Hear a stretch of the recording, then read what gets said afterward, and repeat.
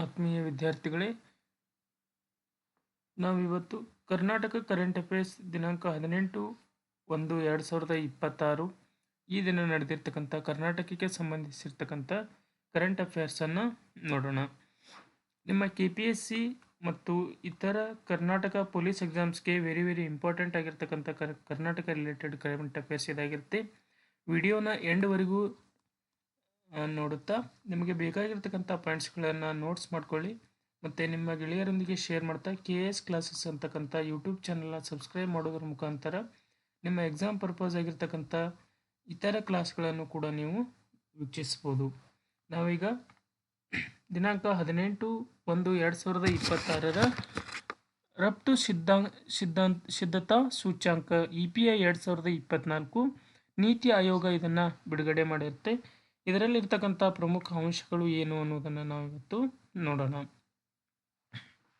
ಈ ವರದಿ ಜನವರಿ 14, 2026 ಬಿಡುಗಡೆಯಾಗಿರ್ತಕ್ಕಂಥದ್ದು. ರಫ್ತು ಸಿದ್ಧತಾ ಸೂಚ್ಯಾಂಕ ಅಂದರೆ ಏನು, ಅದರಲ್ಲಿರ್ತಕ್ಕಂಥ ಆಧಾರ ಸ್ತಂಭಗಳು ಯಾವುವು ಅನ್ನೋದನ್ನು ನಾವೀಗ ನೋಡೋಣ. ಪ್ರಮುಖವಾಗಿರ್ತಕ್ಕಂಥ 4 ಆಧಾರ ಸ್ತಂಭಗಳ ಆಧಾರದ ಮೇಲೆ ಇದನ್ನು ಬಿಡುಗಡೆ ಮಾಡಲಾಗುತ್ತೆ. ಅದರಲ್ಲಿ 70 ಸೂಚಕಗಳನ್ನು ಆಧರಿಸಿ ಈ ವರದಿಯನ್ನು ಬಿಡುಗಡೆ ಮಾಡಲಾಗಿದೆ. ನಾವು ವಿಶೇಷವಾಗಿ 4 ಆಧಾರ ಸ್ತಂಭಗಳು ಯಾವುವು ಅನ್ನೋದನ್ನು ನೋಡುವುದಾದರೆ, ವ್ಯಾಪಾರ ಪರಿಸರ ವ್ಯವಸ್ಥೆ ಮೊದಲನೇ ಆಧಾರ ಸ್ತಂಭ, ಇದಕ್ಕೆ 40% ಆದ್ಯತೆಯನ್ನು ನೀಡಲಾಗಿದೆ. ಹೂಡಿಕೆ, ಪೂರಕ ವಾತಾವರಣ, ಸಾಲ ಸೌಲಭ್ಯ ಮತ್ತು ನಾವೀನ್ಯತೆಯನ್ನು ಆಧರಿಸಿ ಇದನ್ನು ರಚನೆ ಮಾಡಲಾಗಿದೆ. ಎರಡನೇದು ರಫ್ತು ಮೂಲ ಸೌಕರ್ಯ, ಎಕ್ಸ್ಪೋರ್ಟ್ ಇನ್ಫ್ರಾಸ್ಟ್ರಕ್ಚರ್ ಅಂತ ಕರಿತೀವಿ, 20% ಆದ್ಯತೆಯ ಮೇರೆಗೆ ಇದನ್ನು ನೀಡಲಾಗಿದೆ. ಸಾರಿಗೆ, ಲಾಜಿಸ್ಟಿಕ್ಸ್ ಸೌಲಭ್ಯ ಮತ್ತು ಬಂದರುಗಳನ್ನು ಆಧರಿಸಿ ಇದನ್ನು ರಚನೆ ಮಾಡಲಾಗಿದೆ. ನೀತಿ ಮತ್ತು ಆಡಳಿತ, ಪಾಲಿಸಿ ಆ್ಯಂಡ್ ಗವರ್ನೆನ್ಸ್ ಅಂತ ಕರಿತೀವಿ, ಇದಕ್ಕೂ ಕೂಡ 20% ಆದ್ಯತೆಯ ಮೇರೆಗೆ ಈ ಸೂಚ್ಯಾಂಕವನ್ನು ರಚಿಸಲಾಗಿದೆ. ನೆಕ್ಸ್ಟ್ 4ನೇದು ರಫ್ತು ಪ್ರದರ್ಶನ ಅಂದರೆ ಎಕ್ಸ್ಪೋರ್ಟ್ ಪರ್ಫಾರ್ಮೆನ್ಸ್, ಇದಕ್ಕೂ ಕೂಡ 20% ಆದ್ಯತೆಯನ್ನು ನೀಡಲಾಗಿ ಈ ಸೂಚ್ಯಾಂಕವನ್ನು ನಿರ್ಮಾಣ ಮಾಡಲಾಗಿದೆ. ಹಾಗಾದರೆ ಯಾವ ರಾಜ್ಯಗಳು ಯಾವ ಸ್ಥಾನದಲ್ಲಿದೆ ಅನ್ನೋದನ್ನು ನೋಡುವುದಾದರೆ, ಮಹಾರಾಷ್ಟ್ರ ಮೊದಲನೇ ಸ್ಥಾನದಲ್ಲಿದೆ. ಮೊದಲು ತಮಿಳುನಾಡು ಇತ್ತು, ಅದನ್ನು ದಾಟಿ ಈಗ ಮಹಾರಾಷ್ಟ್ರ ಮೊದಲ ಸ್ಥಾನಕ್ಕೆ ಜಿಗಿದಿದೆ. ಮೊದಲನೇ ಸ್ಥಾನದಲ್ಲಿ ಮಹಾರಾಷ್ಟ್ರ, ತಮಿಳುನಾಡು, 3ನೇ ಸ್ಥಾನದಲ್ಲಿ ಗುಜರಾತ್, 4ನೇ ಸ್ಥಾನದಲ್ಲಿ ಉತ್ತರ ಪ್ರದೇಶ್, 5ನೇ ಸ್ಥಾನದಲ್ಲಿ ಆಂಧ್ರ ಪ್ರದೇಶ್, 6ನೇ ಸ್ಥಾನದಲ್ಲಿ ನಮ್ಮ ಕರ್ನಾಟಕ ರಾಜ್ಯವಿದೆ. ವಿಶೇಷ ಏನಂದರೆ ಮೊದಲು 3ನೇ ಸ್ಥಾನದಲ್ಲಿತ್ತು, ಈಗ 6ನೇ ಸ್ಥಾನಕ್ಕೆ ನಮ್ಮ ಕರ್ನಾಟಕ ಇಳಿದಿದೆ. ಅದನ್ನು ನೀವು ವಿಶೇಷವಾಗಿ ನೆನಪಿಟ್ಕೊಳ್ಬೇಕು, ಕರ್ನಾಟಕ 6ನೇ ಸ್ಥಾನದಲ್ಲಿದೆ. ಇನ್ನೊಂದು ವಿಶೇಷತೆ ಏನಂದರೆ ಭಾರತದ ಹಿಮಾಲಯದ ರಾಜ್ಯಗಳ ವಿಭಾಗದಲ್ಲಿ ನೋಡೋದಾದರೆ ಉತ್ತರಾಖಂಡ್ ಮೊದಲ ಸ್ಥಾನದಲ್ಲಿ ಇದೆ. ಹಾಗಾದರೆ ಇದಕ್ಕೆ ಪ್ರಮುಖವಾಗಿರ್ತಕ್ಕಂಥ ಕಾರಣಗಳು ಯಾವುವು ಅನ್ನೋದನ್ನು ನೀತಿ ಆಯೋಗ ಸೂಚಿಸಿದೆ. ಮೊದಲನೇ ಕಾರಣ ಹೆಚ್ಚಿನ ಕಾರ್ಯಾಚರಣೆ ವೆಚ್ಚ, ಅಂದರೆ ಯಾವುದೇ ಒಂದು ಉತ್ಪಾದನೆ ಆಗಬೇಕು ಅಂದರೆ ಅದಕ್ಕೆ ಮೂಲ ಬಂಡವಾಳ ಹೆಚ್ಚಿಗೆ ತಗಲ್ತಾ ಇದೆ, ಆದ್ದರಿಂದ ನಮ್ಮ ಪ್ರಮಾಣ ಕುಸಿದಿದೆ ಅಂತಕ್ಕಂಥದ್ದು ನೀತಿ ಆಯೋಗ ಹೇಳಿದೆ. ಎರಡನೇದು ಕೇಂದ್ರೀಕೃತ ರಫ್ತು, ಅಂದರೆ ಕರ್ನಾಟಕದ ದಕ್ಷಿಣ ಭಾರತದಲ್ಲಿ ಮಾತ್ರ ಕೈಗಾರಿಕೆಗಳು ಮತ್ತು ಉತ್ಪಾದನಾ ಚಟುವಟಿಕೆಗಳು ಹೆಚ್ಚಾಗಿರುವುದರಿಂದ ಇಲ್ಲಿ ಕೇಂದ್ರೀಕೃತ ರಫ್ತು ವ್ಯವಸ್ಥೆ ಕೂಡ ಕಾರಣವಾಗಿದೆ ಅಂತಕ್ಕಂಥದ್ದು ನೀತಿ ಆಯೋಗ ವರದಿಯಲ್ಲಿ ಹೇಳಿದೆ. MSMEಗಳ ಸವಾಲು, ಅಂದರೆ MSMEಗಳು ಈಗೂ ಕೂಡ ಸಣ್ಣ ಮತ್ತು ಮಧ್ಯಮ ಪ್ರಮಾಣದ ಕೈಗಾರಿಕೆಗಳು ಈಗೂ ಕೂಡ ಲಾಸಲ್ಲಿ ನಡೀತಾ ಇರುವುದರಿಂದ ಅವಕ್ಕೆ ಆರ್ಥಿಕ ಚೇತನ ನೀಡಬೇಕು ಅಂತಕ್ಕಂಥದ್ದು ನೀತಿ ಆಯೋಗದ ಪ್ರಮುಖ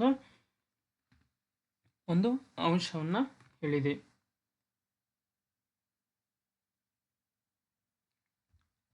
ಹಾಗಾದರೆ ನೀತಿ ಆಯೋಗ ಈ ವರದಿಯನ್ನು ಕೊಟ್ಟ ನಂತರ ನೀತಿ ಆಯೋಗವು ಕೂಡ ನಮ್ಮ ಎಕ್ಸಾಮ್ ಪರ್ಪಸ್ ಆಗಿ ತುಂಬ ಇಂಪಾರ್ಟೆಂಟ್ ಆಗಿರ್ತಕ್ಕಂಥದ್ದು. ನೀತಿ ಆಯೋಗದ ಪರಿಚಯವನ್ನು ನಾವು ನೋಡುವುದಾದರೆ, national institution for transforming India ಅಂತಕ್ಕಂಥದ್ದು ಅದರ ಪೂರ್ಣ ಹೆಸರು.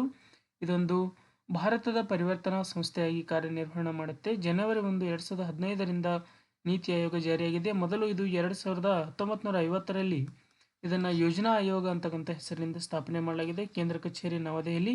ಇದು ಸಂವಿಧಾನಾತ್ಮಕ ಅಥವಾ ಶಾಸನಬದ್ಧ ಸಂಸ್ಥೆಯಲ್ಲ, ಬದಲಿಗೆ ಇದೊಂದು ಕೇವಲ ಸಲಹಾತ್ಮಕ ಸಂಸ್ಥೆಯಾಗಿದೆ. ಇದನ್ನು ಕ್ಯಾಬಿನೆಟ್ನಲ್ಲಿ, ಅಂದರೆ ಕೇಂದ್ರ ಸಂಪುಟ ಸಚಿವದಲ್ಲಿ ಇದನ್ನು ನಿರ್ಣಯ ಮಾಡೋದ್ರ ಮುಖಾಂತರ ಇದನ್ನು ರಚನೆ ಮಾಡಲಾಗಿದೆ.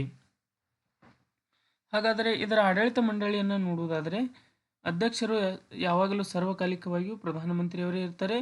ಇದರ ಉಪಾಧ್ಯಕ್ಷರು ಸುಮನ್ ಕೆ ಬೇರಿ, CEO ಅವರು BVR ಸುಬ್ರಹ್ಮಣ್ಯಂ, ಪೂರ್ಣಾವಧಿ ಸದಸ್ಯರು VK. Saraswat, Ramesh Chand, VK. Paul, Arvind ವಿರ್ಮಾನಿ ಮತ್ತು ರಾಜೀವ್ ಗೌಬಾ ಅಂತಕ್ಕಂಥ 6 ಜನ ಪೂರ್ಣಾವಧಿ ಸದಸ್ಯರು ಈ ಮಂಡಳಿಯಲ್ಲಿ ಇರ್ತಾರೆ. ಇದನ್ನ ಟೀಮ್ ಇಂಡಿಯಾ ಅಂತಕ್ಕಂಥ ಹೆಸರಿನಿಂದ ಕೂಡ ಇದನ್ನ ಕರೆಯಲಾಗುತ್ತೆ. ನೀತಿ ಆಯೋಗದ ಪ್ರಮುಖ ಉದ್ದೇಶಗಳು ಯಾವುವು ಅನ್ನೋದನ್ನು ನಾವು ನೋಡೋದಾದರೆ, ಮೊದಲನೇದಾಗಿ ಸಹಕಾರಿ ಒಕ್ಕೂಟ ವ್ಯವಸ್ಥೆಯಾಗಿದೆ. ಇದೊಂದು ರಾಷ್ಟ್ರೀಯ ಭದ್ರತೆ ಮತ್ತು ಆರ್ಥಿಕ ನೀತಿಯನ್ನು ರೂಪಿಸುವಲ್ಲಿ ಪ್ರಮುಖ ಕಾರ್ಯವನ್ನು ವಹಿಸುತ್ತೆ. ಇನ್ನೊಂದು ತಾಂತ್ರಿಕ ಉನ್ನತೀಕರಣ, ಅಂದರೆ ಭಾರತದ ಯಾವುದೇ ವ್ಯವಸ್ಥೆಯಲ್ಲಿ ತಂತ್ರಜ್ಞಾನವನ್ನು ಅಳವಡಿಸುವ ಮುಖಾಂತರ ಪ್ರೋತ್ಸಾಹವನ್ನು ನೀತಿ ಆಯೋಗ ನೀಡುತ್ತೆ. ವೆರಿ ಇಂಪಾರ್ಟೆಂಟ್ ಆಗಿರ್ತಕ್ಕಂಥದ್ದು ಅಂದರೆ ನಿಮ್ಮ KPSC ಮತ್ತು KSP ಎಕ್ಸಾಮ್ಗಳಿಗೆ ಇಂಪಾರ್ಟೆಂಟ್ ಆಗಿರ್ತಕ್ಕಂಥ ವಿಷಯ ಏನಂದರೆ, ನೀತಿ ಆಯೋಗ ಬಿಡುಗಡೆ ಮಾಡ್ತಕ್ಕಂಥ ಸೂಚ್ಯಂಕಗಳು ಯಾವುವು ಅನ್ನೋದನ್ನು ಕೇಳ್ತಾನೆ.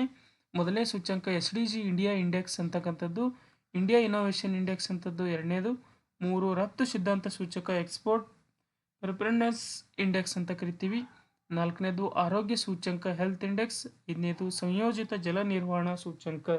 ಈ 5 ಇಂಡೆಕ್ಸ್ಗಳನ್ನು ನೀವು ವೆರಿ ಇಂಪಾರ್ಟೆಂಟ್ ಆಗಿರ್ತಕ್ಕಂಥದ್ದು ನೋಟ್ ಡೌನ್ ಮಾಡ್ಕೊಳ್ಳೇಬೇಕು. ಹಾಗಾದರೆ ಯೋಜನಾ ಆಯೋಗ ಮತ್ತು ನೀತಿ ಆಯೋಗದ ನಡುವಿನ ವ್ಯತ್ಯಾಸವನ್ನು ನೋಡುವುದಾದರೆ, ಯೋಜನಾ ಆಯೋಗ 1950ರಲ್ಲಿ ಜಾರಿಗೆ ಬಂತು, ನೀತಿ ಆಯೋಗ 2015ರಲ್ಲಿ ಜಾರಿಯಾಗಿದೆ.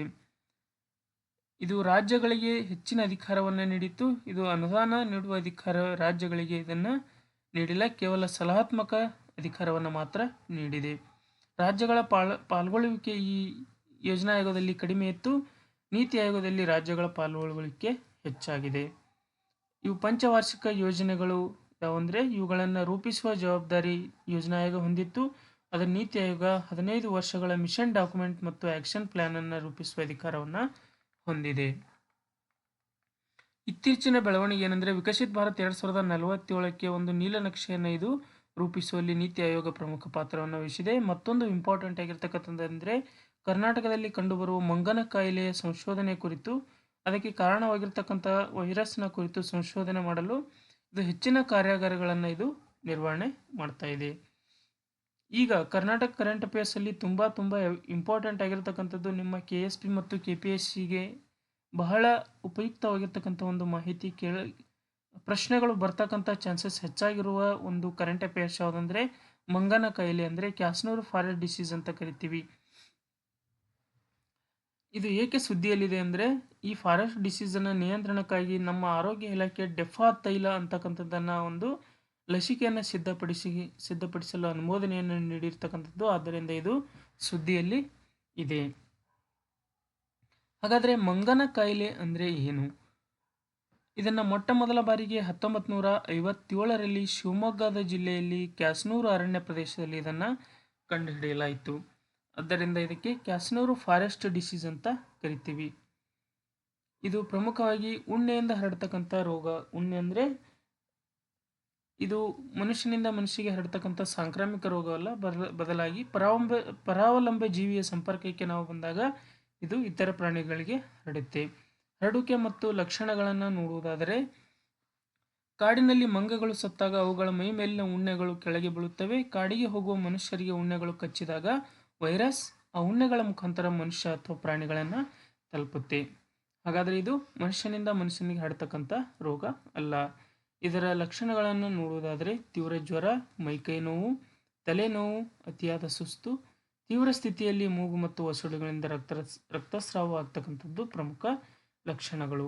ಹಾಗಾದರೆ ಡೆಫಾ ತೈಲ ಅಂದರೆ ಇದನ್ನು ನಮ್ಮ ಆರೋಗ್ಯ ಇಲಾಖೆ ಇದನ್ನು ತಡೆಗಟ್ಟಲು ಮುನ್ನೆಚ್ಚರಿಕಾ ಕ್ರಮವಾಗಿ ಇದನ್ನು ಅಭಿವೃದ್ಧಿಪಡಿಸಲು ಅನುಮತಿಯನ್ನು ನೀಡಿದೆ.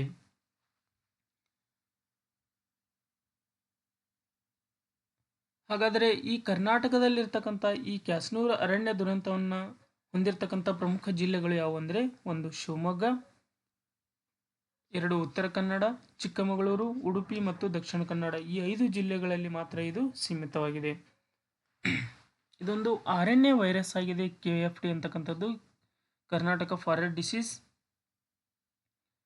ಶಿವಮೊಗ್ಗದಲ್ಲಿ ವಿಶೇಷ ಪ್ರಯೋಗಾಲಯ ಅಂದರೆ ವೈರಸ್ ಡಯಾಗ್ನೋಸ್ಟಿಕ್ ಆ್ಯಂಡ್ ರಿಸರ್ಚ್ ಲ್ಯಾಬೊರೇಟರಿಯನ್ನು ಶಿವಮೊಗ್ಗದಲ್ಲಿ ಈ ಮಂಗನ ಕಾಯಿಲೆಯ ಸಂಶೋಧನೆಗೆ ಸ್ಥಾಪಿಸಲಾಗಿದೆ. ಇದನ್ನು ಯಾಕೆ ಹರಡುತ್ತೆ ಅಂದರೆ, ಮಾನವನ ಹಸ್ತಕ್ಷೇಪ ಮತ್ತು ಕಾಡುಗಳ ನಾಶ ಹೆಚ್ಚಾಗಿದ್ದರಿಂದ ಈ ಥರದ ವೈರಸ್ಗಳು ಹರಡಿ ಮಾನವನಿಗೆ ಹಾನಿಯನ್ನು ಉಂಟು ಮಾಡ್ತವೆ. ಇವುಗಳನ್ನು ಝೊನೋಟಿಕ್ಸ್ ಅಂತ ಕರಿತೀವಿ. ಇಲ್ಲಿಗೆ ಈ ದಿನದ ಕರೆಂಟ್ ಅಫೇರ್ಸ್ ಮುಕ್ತಾಯವಾಗುತ್ತೆ. ಹೆಚ್ಚಿನ ಕರೆಂಟ್ ಅಫೇರ್ಸ್ಗಳಿಗೆ KS ಕ್ಲಾಸಸ್ ಅಂತಕ್ಕಂಥ ಯೂಟ್ಯೂಬ್ ಚಾನಲನ್ನು ಸಬ್ಸ್ಕ್ರೈಬ್ ಮಾಡಿ ಮತ್ತು ಪ್ರತಿ ಕ್ಲಾಸ್ಗಳನ್ನು ಕೊನೆಯವರೆಗೂ ನೋಡುವ ಮುಖಾಂತರ ನಿಮ್ಮ KSP ಮತ್ತು KPSC ಎಕ್ಸಾಮ್ಗಳಿಗೆ ಹೆಲ್ಪ್ ಮಾಡಿಕೊಳ್ಳಿ ಅಂತ ಹೇಳ್ತಾ ಮುಂದಿನ ತರಗತಿಯಲ್ಲಿ ಮತ್ತೆ ಭೇಟಿಯಾಗೋಣ. ಧನ್ಯವಾದಗಳು.